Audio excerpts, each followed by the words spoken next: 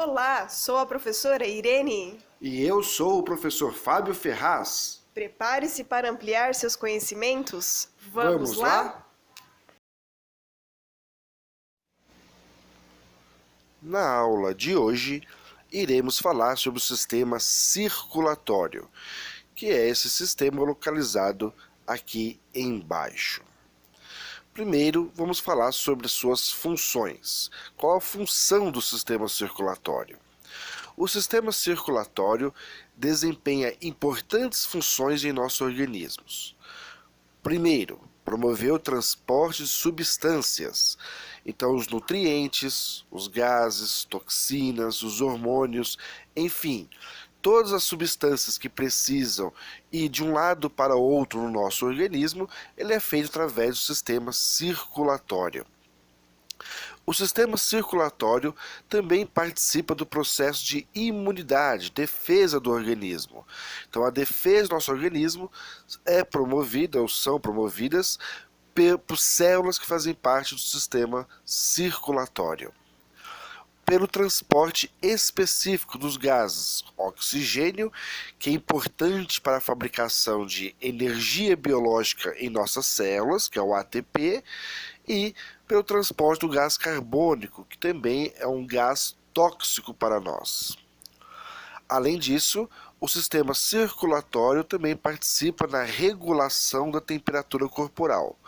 Nós, por sermos animais homeotérmicos, ou seja, mantemos nossa temperatura constantes, em torno de 36 graus e meio, então o sangue participa na distribuição desse calor, deixando nosso corpo com a temperatura equilibrada.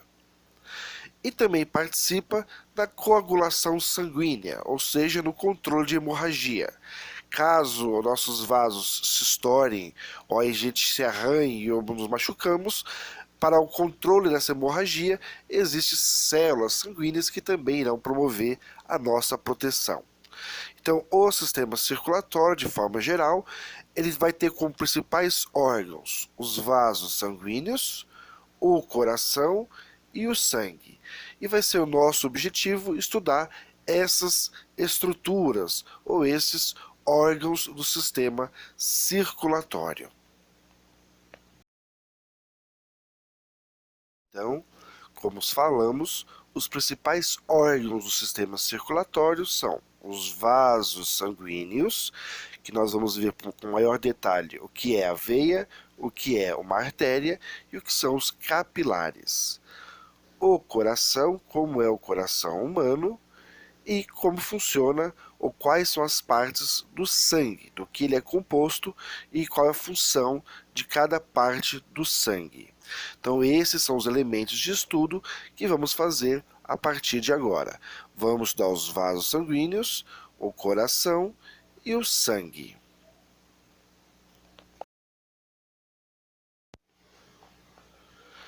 Os vasos sanguíneos formam uma rede de tubos que transportam o sangue pelo corpo.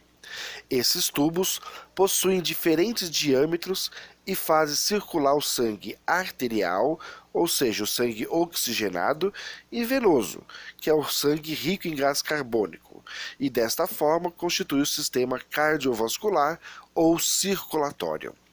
De forma geral, nós temos três tipos principais de vasos sanguíneos.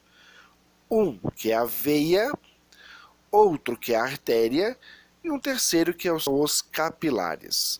Então vamos tentar diferenciar o que é artéria do que é veia e do que é capilar. Por definição, dizemos que a artéria são todos os vasos sanguíneos que saem, que parte do coração. São vasos mais calibrosos e que não possuem válvulas no seu interior. Então, a luz do vaso sanguíneo, luz seria a cavidade, esta luz não possui válvulas. Enquanto que as veias são todos os vasos sanguíneos que chegam, que alcançam o coração. São menos calibrosas e possuem na sua luz, no seu interior, válvulas que auxiliam o sangue a alcançar o coração novamente. Como as artérias são aqueles vasos sanguíneos que saem do coração, o coração ele é uma bomba, que nós também iremos ver daqui a pouquinho. Por ser uma bomba, ela vai jogar, vai impulsionar o sangue pelo organismo. Como vai sair com muita pressão, então não há a necessidade de válvulas, pois o sangue já vai sair com muita velocidade do coração. Porém, depois que passeia por todo o nosso organismo, este sangue tem que voltar para o coração. Como não existe um outro coração, né, nos pés, por exemplo, então o sangue que está no pé ele tem menos força para voltar para o coração. Então esta veia possui válvulas e essas válvulas vão subindo o sangue, trazendo novamente para o coração. Já os capilares são artérias e veias diminutas, pequenas, minúsculas, que vão ter um íntimo contato com as células, fazendo a distribuição e a nutrição e recolhendo as toxinas produzidas pela célula. Então, mais uma vez, nós temos as veias, que é todo o vaso sanguíneo que chega ao coração. E ela possui válvulas que vão fazer com que o sangue possa retornar ao coração, já que perdeu a sua velocidade no caminho. Enquanto que as artérias não possuem válvula nenhuma, pois são vasos sanguíneos que saem do coração e quando sair, já vão sair com muita velocidade.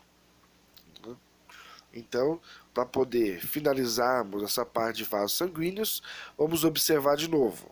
As veias com válvulas levam ao coração o sangue vindo do corpo, suas paredes são mais finas que as das artérias.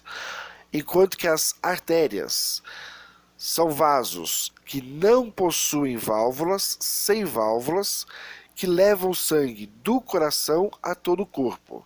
Suas paredes são espessas e dilatáveis, já que recebem uma maior pressão sanguínea, pois partem do coração. São artérias são vasos que saem do coração. Os capilares são pequenos e finos, levam sangue aos tecidos, célula, para fornecer o oxigênio. Lembrando que esse oxigênio ele participa na produção do ATP, adenosina trifosfato, que é a molécula de energia biológica, além de outros nutrientes também às células, e recolhem dessas células as suas toxinas ou subprodutos que não são necessários mais para as células, fazendo o transporte para órgãos de eliminação, como rim, pulmão, enfim, para que possam ser eliminadas as toxinas produzidas. Então, os vasos sanguíneos nós temos as veias com válvulas e menos calibrosas, artérias sem válvulas e mais calibrosas, e os capilares bem finos, fazendo um íntimo contato com as células existentes.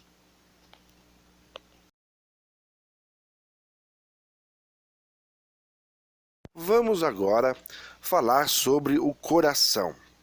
O coração é uma espécie de bomba que impulsiona o sangue para que circule por todo o organismo. O coração é um órgão muscular oco, em forma de cone e relativamente pequeno. Tem mais ou menos o tamanho de um punho fechado e pesa entre 250 gramas e 300 gramas nos adultos. Ele apoia-se sobre o diafragma e se situa sobre o externo, osso do tórax, no interior do mediastino, linha média da cavidade torácica, e entre os dois pulmões.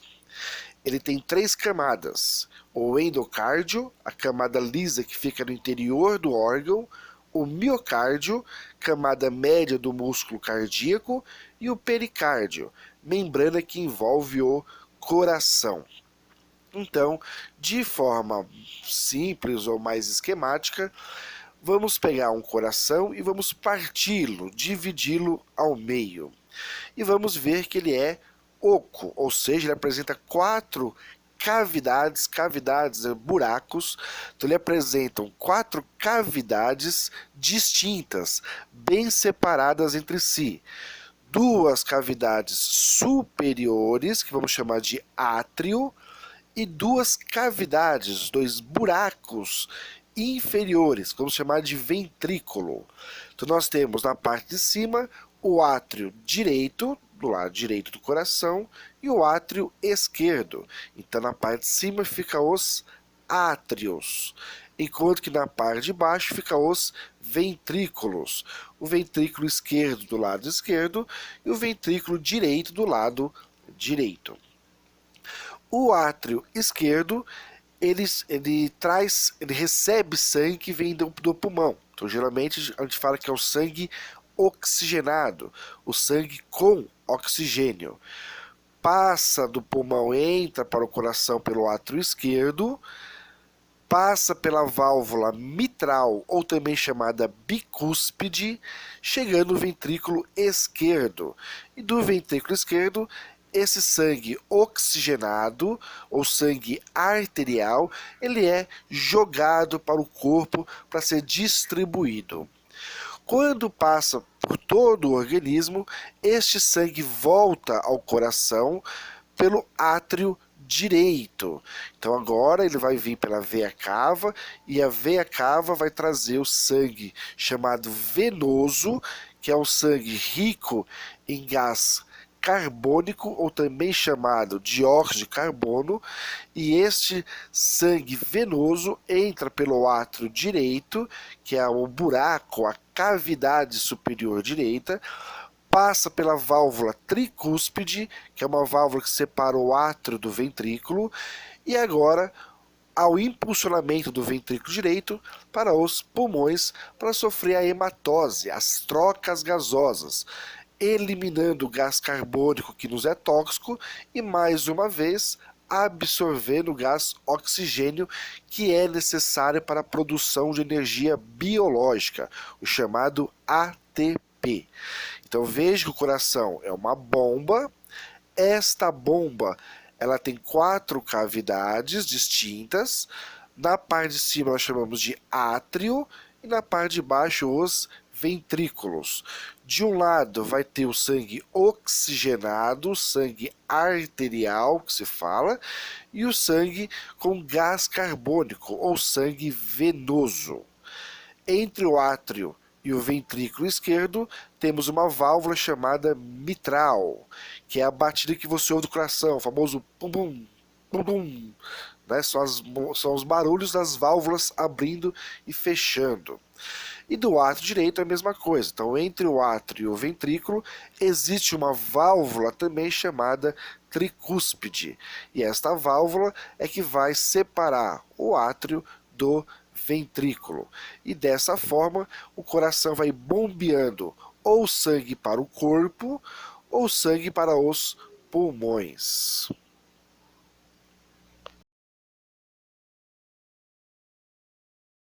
Vimos, o coração é uma bomba, e a sua nutrição é feita pelas artérias coronárias, que se originam na aorta.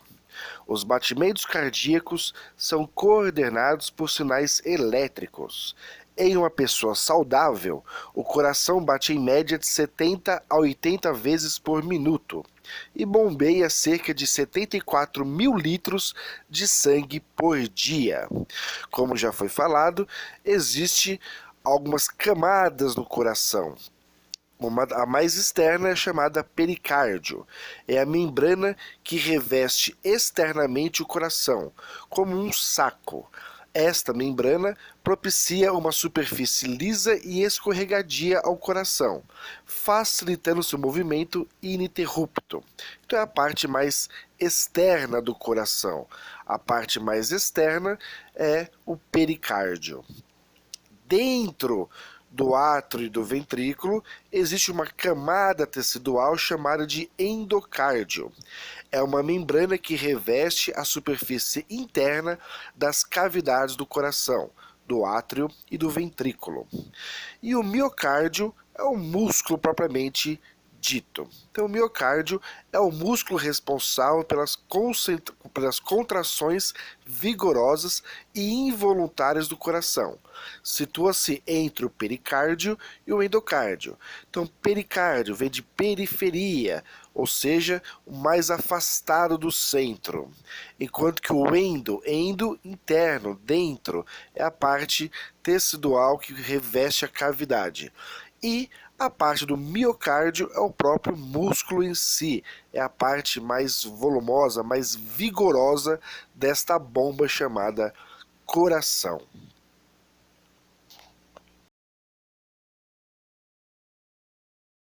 Por se tratar de um sistema circulatório, teoricamente ele não tem um começo nem um fim. Mas podemos didaticamente separar o sistema circulatório em dois tipos de circulação. Um chamado pequena circulação e um outro chamado grande circulação, já que são atuações diferentes no organismo. A pequena circulação, ela se caracteriza por partir do coração, sendo ao início o coração, passa pelos pulmões para sofrer a hematose, ou seja, as trocas gasosas, que seria absorver o gás oxigênio e eliminar o gás carbônico, voltando novamente para o coração. Então, a pequena circulação seria o percurso que o sangue faz, saindo do coração, alcançando os pulmões e voltando para o coração novamente. A esta saída do coração, ida para os pulmões e volta ao coração, nós chamamos de pequena circulação. E nós temos a chamada grande circulação. Esta grande circulação se caracteriza pela saída do coração. Este sangue passa por todo o organismo, promovendo a nutrição e recolha dos subprodutos das células e voltando novamente para o coração. Então nós podemos dividir o sistema circulatório didaticamente em duas partes: pequena circulação e grande circulação. Dentro desse contexto, nós temos dois tipos ou duas qualidades de sangue no nosso organismo. Uma que vamos chamar de sangue do tipo venoso e uma outra que vamos chamar sangue do tipo arterial. O sangue venoso é aquele que se caracteriza por ser rico em gás carbônico, ou também chamado dióxido de carbono, e pobre em oxigênio. Por outro lado, o sangue arterial é aquele sangue que se caracteriza por ser rico em oxigênio e pobre em gás carbônico. Então vamos agora verificar mais de perto a pequena circulação e depois a grande circulação.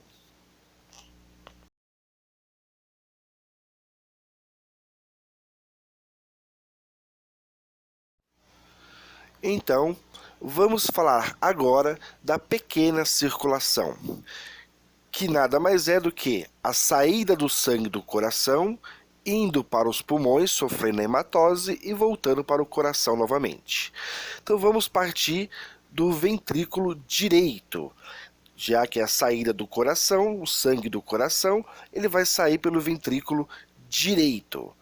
Impulsionado pelo ventrículo direito, ele vai sair esse sangue venoso pela artéria pulmonar. Então a artéria pulmonar vai carregar o sangue do tipo venoso até os pulmões. Nos pulmões vai sofrer a chamada hematose, trocas gasosas. Vai eliminar o gás carbônico, que é tóxico, e vai absorver o gás oxigênio, que vai ser usado na produção de energia. Após esta hematose, o sangue se torna arterial e volta para o coração pela veia pulmonar. Então observe que a saída do coração dá por uma artéria e a chegada, nesse caso, dá por uma veia. Né? A artéria pulmonar é aquela artéria que vai levar o sangue do coração para os pulmões. A artéria é todo o vaso sanguíneo que sai do coração. E a veia pulmonar é todo o vaso sanguíneo que chega, que alcança o coração. Então, após a hematose, o sangue agora oxigenado, o sangue arterial, retorna para o coração de novo, para que seja bombeado para o organismo. Então, pequena circulação, coração, pulmão, coração. Coração, pulmão, coração. Sangue que era venoso, que tinha bastante gás carbônico e pouco oxigênio, se torna um sangue arterial. Um sangue agora rico em gás oxigênio e pobre em gás carbônico, já que foi eliminado pelos pulmões no processo de expiração. Então, pequena circulação, coração, pulmão, coração.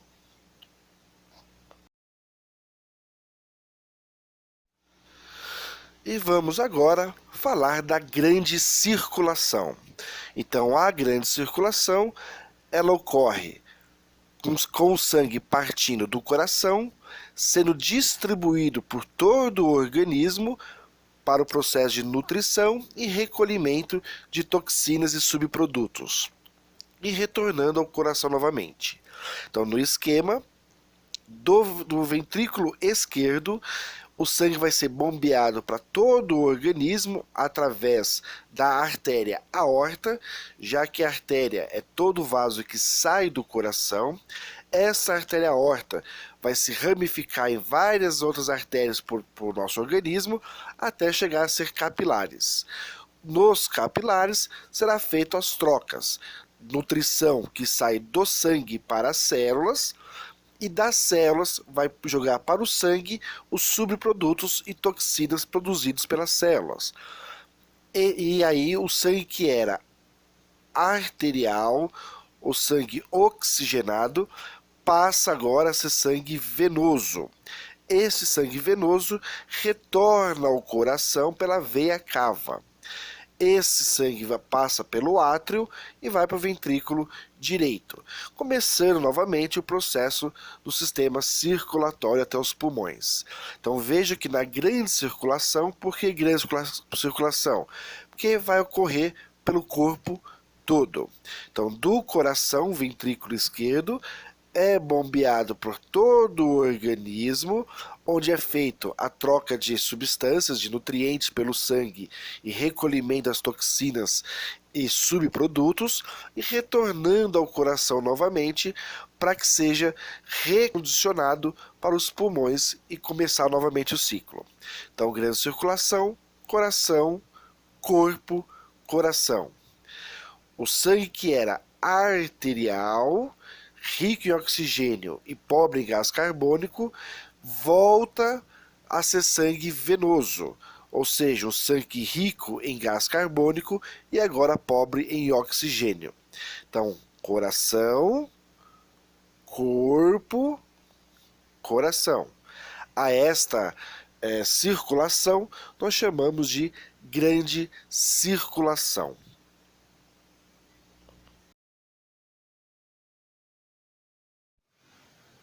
Para finalizarmos a parte do sistema circulatório, vamos falar do último órgão, que é o sangue.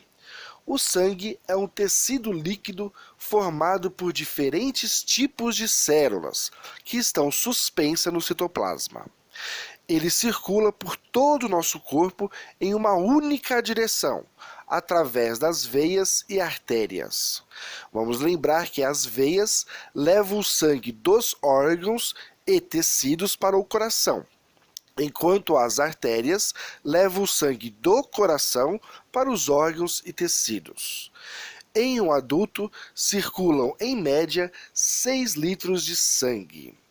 E vimos que o sangue tem vários papéis no organismo. Lembrando, seus principais papéis são levar o oxigênio e nutrientes para as células, retirar dos tecidos as sobras das atividades celulares, como o próprio gás carbônico produzido na respiração celular para a produção de energia biológica chamada ATP, e como condução para os hormônios pelo nosso organismo.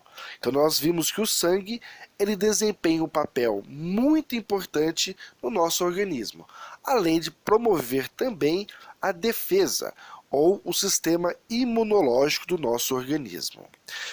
Então, o sangue ele possui duas partes principais. Uma que é a parte líquida e a outra que é a parte sólida. A parte líquida do sangue é chamada de plasma e corresponde em torno de 55 a 60% do volume do sangue, enquanto que os elementos figurados, que é a parte sólida do sangue, ele é representado pelos leucócitos, glóbulos brancos, plaquetas e hemácias, glóbulos vermelhos, e correspondem a 45 a 40% do volume do sangue. Então vamos olhar aqui nessa tabela, nós temos o plasma com 55% do volume do sangue, que é a parte líquida, onde vai estar dissolvidos nutrientes, hormônios, partículas orgânicas e sais inorgânicos, tudo será conduzido pelo plasma. O leucócito, que são os glóbulos brancos, e plaquetas, que corresponde a 4%, sendo que os leucócitos fazem parte do sistema imunológico, sistema de defesa, e as plaquetas é um sistema de proteção para a coagulação do sangue, ou seja, evitar a hemorragia. Caso a gente se machuque, as plaquetas vão tampar a região machucada, evitando que os 6 litros de sangue possam ser perdidos, evitando assim um choque, por exemplo, por perda de sangue.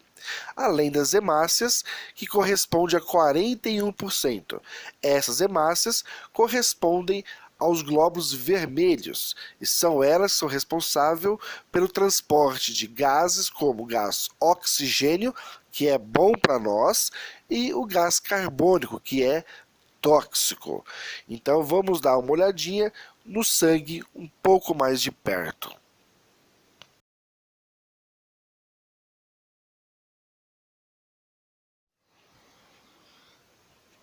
Então, dentre os elementos figurados do sangue, nós temos os elementos do glóbulo branco, que são responsáveis pela imunidade, o sistema de defesa. Então, os glóbulos brancos, também chamados de leucócitos, são produzidos na medula óssea. São células de defesa do organismo que pertencem ao sistema imunológico. Eles destroem os agentes estranhos, como bactérias, vírus e as substâncias tóxicas que atacam o nosso organismo e causam infecções ou outras doenças. No sangue, há diversos tipos de leucócitos, com diferentes formatos, tamanhos e formas de núcleo. Nós temos desde o neutrófilo até o monócito, basófilos, eosinófilos e os próprios linfócitos. Os leucócitos são maiores que as hemácias, porém, a quantidade deles no sangue é bem menor. Quando o organismo é atacado por agentes estranhos, o número de leucócitos aumenta significativamente. Nós temos aqui os principais exemplos dos glóbulos brancos ou leucócitos, que são os neutrófilo, eosinófilo, monócito, basófilo e linfócito. Então esses são os principais representantes dos leucócitos ou glóbulos brancos. Lembrando que são responsáveis pela imunidade, sistema de defesa do organismo. Então nós temos, por exemplo, aqui a ação de um neutrófilo. Vamos imaginar que nós fomos contaminados por uma bactéria. Este neutrófilo identifica esta bactéria e, através do chamado pseudópodes, podes, pés, pseudo, falsos, então falsos pés, prolongamento de membrana. Com este prolongamento de membrana, ele acaba envolvendo e capturando a bactéria. Esses leucócitos ou glóbulos brancos, eles são cheios de enzimas digestivas, os chamados lisossomos. E essas enzimas digestivas acabam atacando esta bactéria, fazendo o processo de, por exemplo, fagocitose. Então eles acabam comendo essa bactéria e as sobras dela acaba sendo utilizado pela célula e o que não for utilizado é jogado para o sangue para ser eliminado do organismo. Então, assim se dá, por exemplo, o sistema de defesa do nosso corpo, através dos glóbulos brancos ou leucócitos. E para finalizarmos a aula de hoje, vamos falar um pouco dos glóbulos vermelhos, também chamados de hemácias. São células em maior quantidade nos humanos. Possuem a forma de um disco côncavo de ambos os lados e não possuem núcleo na fase adulta. Quando maduros, as hemácias perdem o seu núcleo. Tem como principal função promover o transporte de gases, gás como o gás oxigênio e o gás carbônico. Então, o gás oxigênio e o gás carbônico, eles circulam pelo sangue presos pela hemácia, presa pelo eritrócito, ou também glóbulos vermelhos. Esta hemácia possui a hemoglobina, que é uma proteína cujo pigmento dá a cor vermelha. E é neste pigmento, que é a hemoglobina, que se prende o gás oxigênio e o gás carbônico, que desempenham um papel fundamental na nossa respiração. E as plaquetas, que são restos celulares. Essas plaquetas, elas têm como ação principal promover a coagulação do sangue.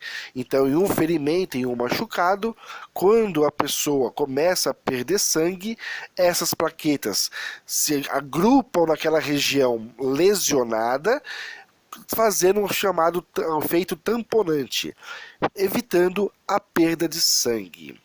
Então, desta forma, se dá todos os elementos figurados do sangue.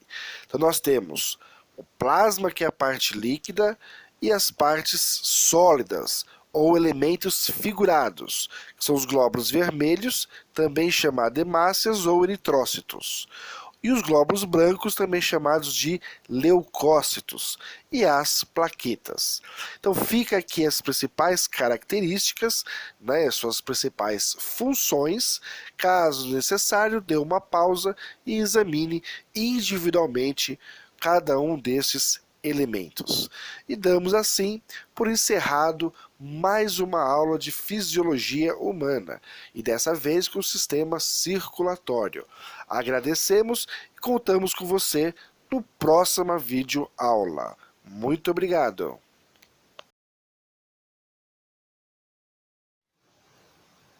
Agradecemos o seu interesse. Continue buscando sempre o seu conhecimento. E continue a assistir às nossas aulas. Até mais!